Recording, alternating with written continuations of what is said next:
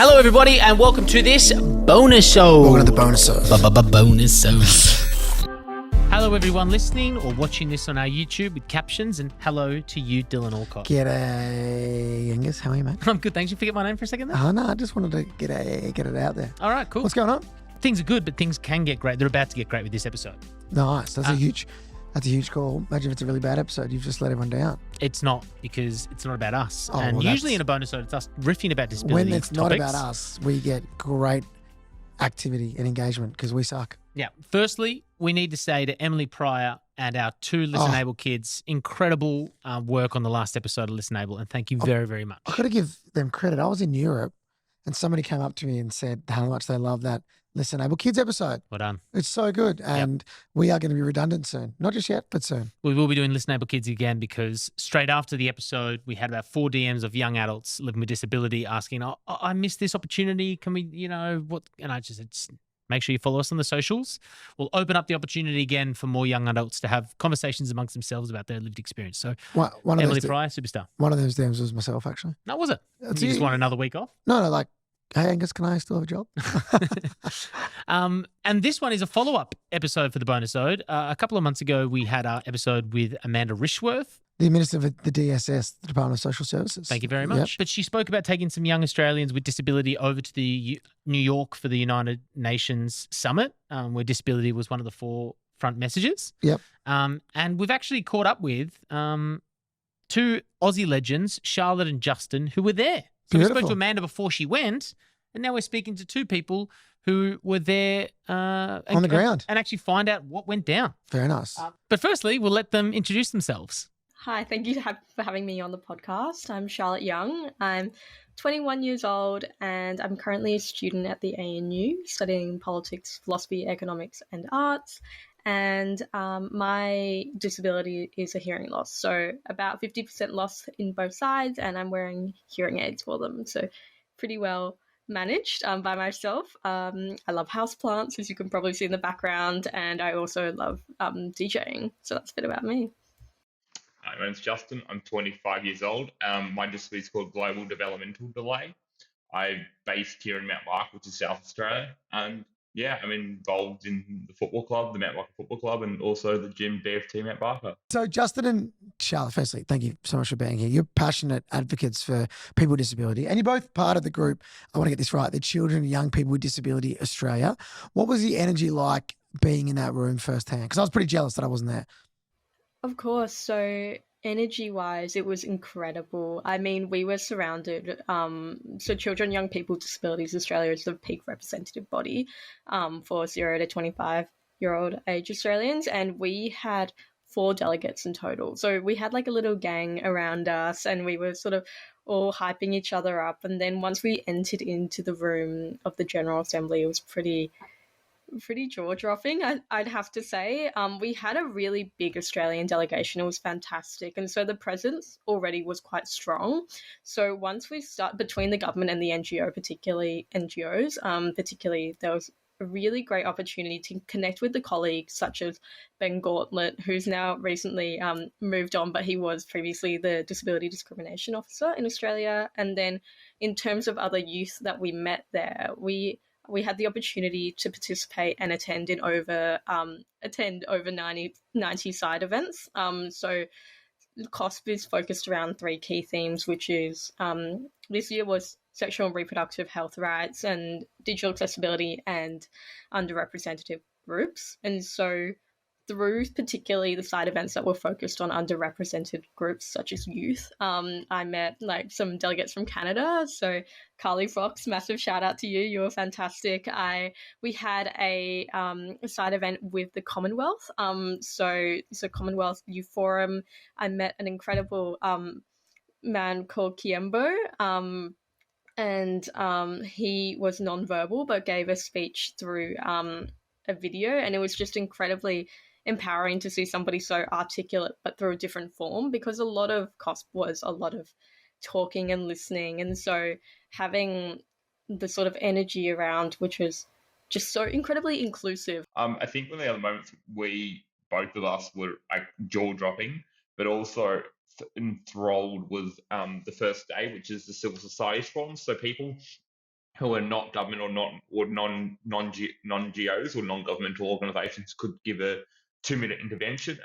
And someone who's with me, Charlotte Young, gave what I believe was probably the best intervention we ever had from a young person. I mean, her energy and her enthusiasm for youth and talking about youth issues, and for me it was enthralling. And I was also offered opportunity as well to give an intervention, which I absolutely love. So that was a highlight for me to hear youth. And then at the end, we were really fortunate enough to be included in the closing remarks for the panel talking about youth and the energy and the thrall of the Australian delegation. Just the questions and the amount that we had. I think we had basically in the last session 3 in a row of all Australian interventions, like one after the other, and that was just an amazing opportunity. So my speech really involved around the concept of disabled people in our political system. At the current moment, we've only got one senator with a disability, and that's not represented in the main House of Representatives. So there's a lot of work that we need to do in terms of government. I got to hear a couple of other side events which spoke about people with disability in politics, and the numbers are very shocking. Like we've got 1, maybe 2 at the most. But the representation level that I think we need is 20% of people with disability in politics. That's 1 in 5, because that means our rights won't. If we have a minister with disability who's a minister with disability, it would be amazing, because they understand what it's like to be a person with disability, where it's not a non-disabled person understanding disabled issues. And I think my speech really revolves around being silenced, and that people who know our issues best should be the ones who think they know our issues best.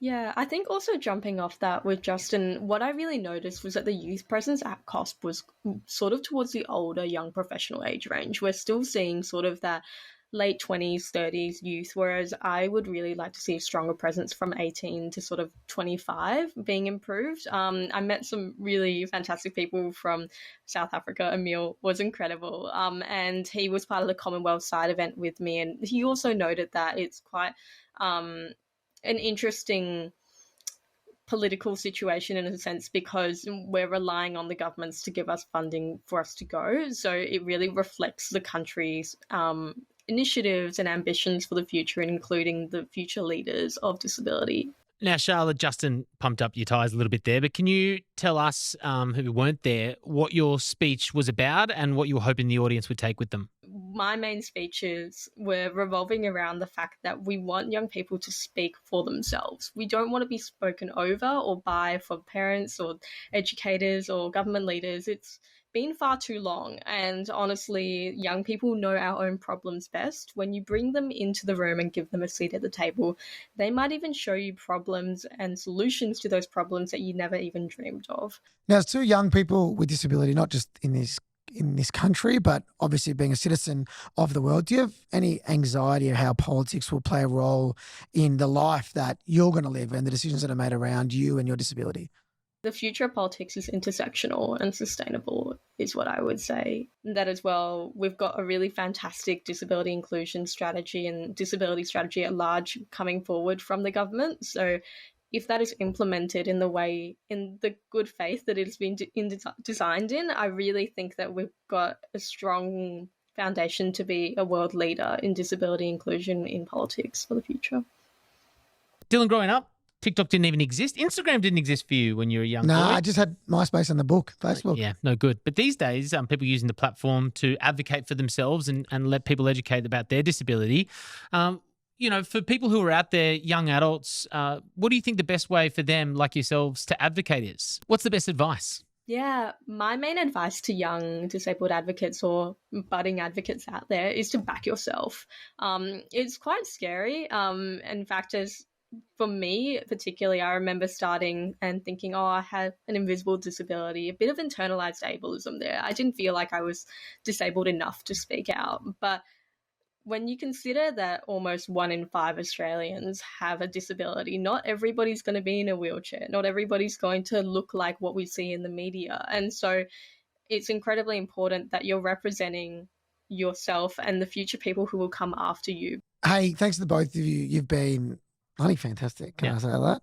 Now, where can people find you? Because we've got a lot of young people, just people in general that love listening to this podcast who want to connect with our guests. What's the best way to get in touch? Yeah, so my Instagram is at I am Charlotte Young, and if you're a Threads fan, I am on there too, although I can't say I'm posting much. Yeah, so I'm on Instagram at Justin Thomas Hill 97, Facebook just Justin Hill. We'd love to keen to connect with young people with disability, because I think if we can bring that and just create a space where people with disability can connect, I think it'd be awesome. Thank you both. We can't wait to see you representing not only the UN in a once-off, but maybe in the House of Representatives in the future. So thank you very much to you, Charlotte and Justin, and thanks for being part of this bonusode. Yeah, thank you so much for having me. It's been lovely. I'll see you guys later. Thank you for guys for having us. It's been a great pleasure. I'm coming next time. Please have me. Please. Okay, good. Lock it in.